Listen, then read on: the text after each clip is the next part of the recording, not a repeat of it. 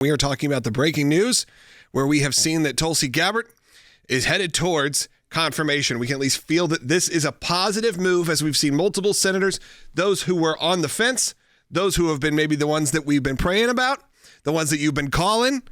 There's still some holdouts, but right now I can say that things are feeling better than they have been before. Same with RFK Jr. as he got voted out of committee today. Still razor-thin margins, but made it through. So Will, tell us about the breaking news item and then what's next, because I know a lot of people, this is the first time they've maybe paid attention to these confirmation hearings at this level. So this isn't the end, but it's a good sign of where things are going. That's right. So last night we got a statement out of Susan Collins from Maine. She was one of the ones that we had been concerned about. Yeah, probably the biggest one. Right. She seemed like she was going to be a no. Right. And that was a big concern, that Tulsi Gabbard would not advance through committee. But she released a statement last night, and it wasn't just a statement that President Trump deserves his picks, therefore I will vote. She said, after extensive consideration of her nomination, I will support Tulsi Gabbard to be the Director of National Intelligence. As the principal author of the Intelligence Reform and Terrorism Prevention Act of 2004 that established this coordinating position, I understand the critical role D&I plays in the intelligence community.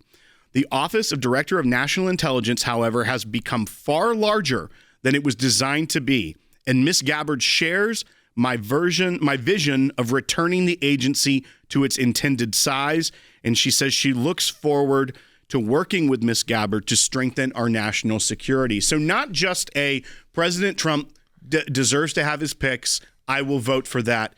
She is endorsing Tulsi Gabbard in this position, saying she actually is going to be great in this position because she will work on the things I'm concerned about. What's good about this also is that it starts pushing anyone else on the fence to give them that kind of cover. And honestly, to make them look a little bad if they don't vote for Tulsi Gabbard, because you have the ones who are not only on the fence, the ones that we assumed were no, now flipping. So you have still a few out there who really still need to be pushed. So we're encouraging you still to sign that petition, get involved, though it is looking good. It is only looking good because people like you have signed these petitions, called your senators, called their offices, and said that you wanted this to happen. Don't think that your voice isn't heard. They did not want to push through Tulsi Gabbard. A lot of people did not. But it looks like things are better than ever. And maybe by the end of the day, we'll have a good idea. We'll know if she had made it out of committee. That's right, because this morning we had Senator Todd Young, who was actually another one of those very concerning votes from the Republican side. He put out a long message this morning, just a few minutes really before we even started this broadcast, that he has gotten some commitments on the way that Tulsi will do her job and that he will support her nomination. So of the 3 to 4 that we were looking at yesterday that we were still concerned about, 2 are affirmatively saying they will vote for her out of committee today. I think the main target right now to ensure confirmation is there's one holdout that we don't really know where that will land, the senator from Kansas, Jerry Moran. And that's when you see the maximum pressure that we have put on, that the Trump administration has put on, it's working.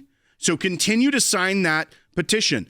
We can't let Jerry Moran be the only one that decides to not advance her and to really do damage to the nomination in this committee. Sign the petition at aclj.org. I think, look, RFK and Tulsi were the two that were probably the most controversial, if you will. I don't think they're controversial picks, specifically not Tulsi. I think if you look at RFK, you could at least go, okay, he's changed some of his positions. You could look at maybe some of his positions in terms of qualifications for this job. You could question those and have good conversation about it.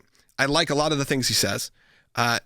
Tulsi, if you went on her pure qualifications, this is absurd that we're even at this point where we should be celebrating that it looks like she's going to make it through with a razor-thin margin. This is someone who has served our country for decades, who joined after 9/11, who has been involved in serving our country continually, including in her own charitable work. So at this point, I am hoping today gives us that closure and that answer.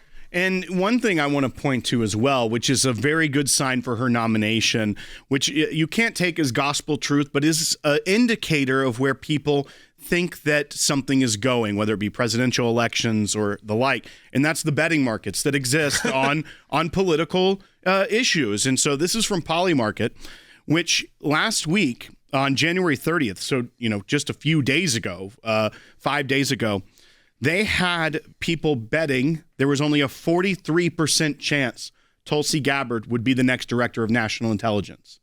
So just a few days ago, under 50% chance that she would make it through. But what happened? The American people spoke out. You listeners and viewers of this program that have signed the petition, that have called your senators and said, get with the program, let's get her through, has made a huge difference. That's what the American people listen.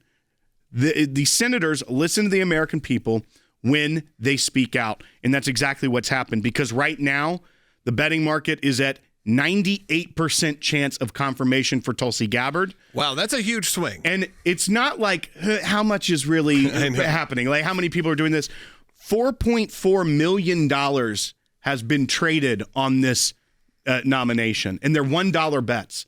So it's 4.4 million trades on this betting market. That's a significant sample size if you want to take in polling. That's almost how you can look at it. A very large sample of people thinking how, based off the news and the way things are going, that's a really good sign. Now, remember, there's also thousands of positions that do have to be confirmed. Right. It's not just the big ticket items, if you will. It's not just D&I and all of these others.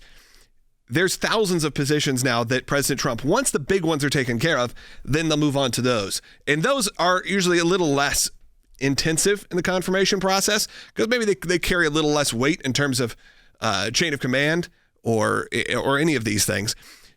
But there's still a lot to fill to make sure that the agenda that is put forth right now gets fulfilled. I believe there's something over 10,000 positions that actually are confirmable positions within the executive branch, whether that be ambassadors, whether it's deputies, because remember, not just the secretary level has to be confirmed. Many times, several layers of deputies also are their appointed positions, and therefore they have to be confirmed through the advice and consent of the Senate. Now, as you mentioned, it is a lot easier once you have the principal in to get those deputies in, because it's you've already confirmed the boss. Yeah. And then you're like, okay, we will go down the line. Yeah. But there still are hearings. Sometimes they're just the questionnaire. Sometimes there's hearings. Sometimes it takes years. Some positions never get filled. That's just the truth of it, is that there are so many confirmable positions that some just stay vacant. Yeah, they don't make it even through term. That's right. And we only have a one-term Trump presidency guaranteed. Right. So they got to move fast. Let's go to Bob, who's calling in Wisconsin on line 1, who's listening on Sirius XM. Bob, you're on the air. I'm just wondering, is Tulsi Gabbard getting a lot of resistance or a confrontation, if you will, because, and this is not to be derogatory, because she jumped ship from the Democrats and they don't know where her trust is or her loyalty really is? Bob, I think that's okay to talk about. I think it's okay to question. She has had a multiple-year journey. Obviously, she is someone who was more moderate even in her time, especially for a Democrat at that point. Sure, do you want to ask her the tough questions? But those aren't the questions they ask. They put in questions about made-up stories of who was she working for? Who was she meeting with? Were you meeting with Hezbollah? What were you doing? And those are the ones where they stick on these talking points that, again, aren't those real questions. I think feel the same with RFK. Sure, ask those questions. Lindsey Graham said he needed to hear from RFK thoughts on life and abortion, because he knew he was a very, very pro-choice person. And he didn't feel very comfortable with that as being someone who's a very pro-life individual. Okay, I think that's a valid question. The problem, Bob, is they weren't asking valid questions. They were asking gotcha questions that all it did was fuel rumor. Rumor that a lot of it had been proven to be not true. And they started doing this to her, by the way, when she was a Democrat running for president of the United States, and she didn't give them the answers they want, which is maybe on life, she was a little bit more moderate than they were happy with. And those kind of things happen, and boom, what happens? You end up calling someone a Russian asset, because that at that time was the worst thing you could say. And that's gotten worse over the years. Now she has proven to be trustworthy. Again, she joined our broadcast team. She didn't need to, didn't have to. It's not like we forced anyone to do it. So she came on to talk to you, the secular listener, the secular viewer, the ACLJ supporter. Think about that. That is not an easy thing to say yes to even. because you know that for your career, this is something that is a platform that definitely leans more Christian conservative. And you're a Democrat with a Christian upbringing, but maybe your religious beliefs are different now.